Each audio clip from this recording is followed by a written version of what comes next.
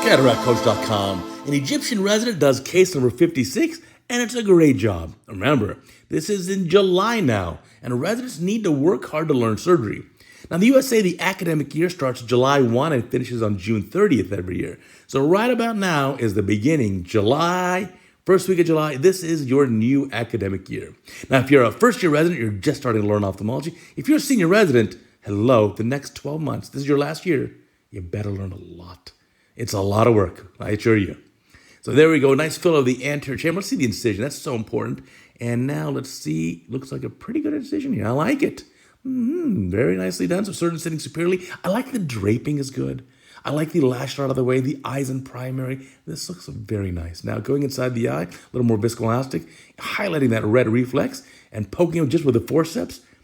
This is, see the rhexis? Wow, for case 56? Woof. Wow, that is fantastic. So grabbing that, okay, taking your time here. There's no rush.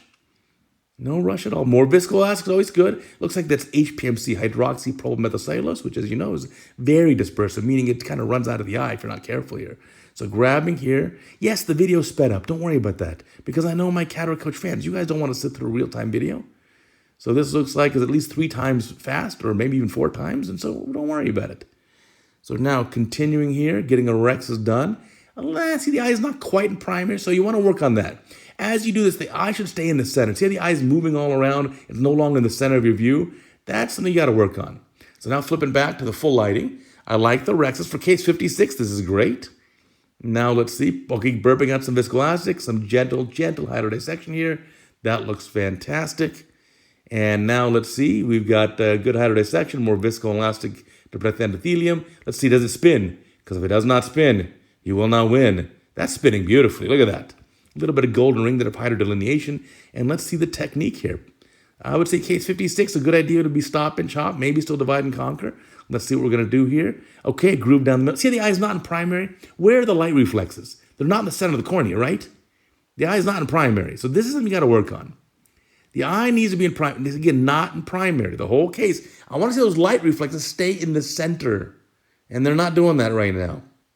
And so here we go. Try to bring the first piece up. I don't know if you propagated the crack all the way through, which is why it's really not splitting. You're doing a great job. Don't get me wrong. But we can tell you're a new surgeon here. You're learning still. And so we're going to rotating this around here, getting the pieces up, taking your time. Again, the video is sped up. Don't worry about that. And now let's see, getting these pieces up. Aspirate. So not a very dense nucleus, which is good. I guess you can learn. And now chopper should be in the safe position to protect the bag. Be careful. Oh, we've got to be very careful here. So cortex removal is up next. Nucleus removal is pretty good. But see how the eye's in primary now? Keep the eye in that position while you operate. Don't move away from that. So bimanual IA. And now let's see how you're going to clean this up. So you don't want the wrinkles in the cornea. See how the cornea wrinkles like that? That means you're not pivoting in the incisions. And see how the eye's kind of all over the place? You want to keep the eye in primary, not moving around so much. So again, think about a game plan. So when you use Cortex here, how about say, okay, let me just do 180 at a time and then switch hands. So kind of focus on that and kind of go clock hours. And I'm not sure why I pulled out of the eye there, but going back in now. And so left hand has the infusion, right hand is the aspirator, obviously. And maybe once you clean up about half it, you can switch hands. See how the eye is, again, not in primary. You see this what I'm talking about?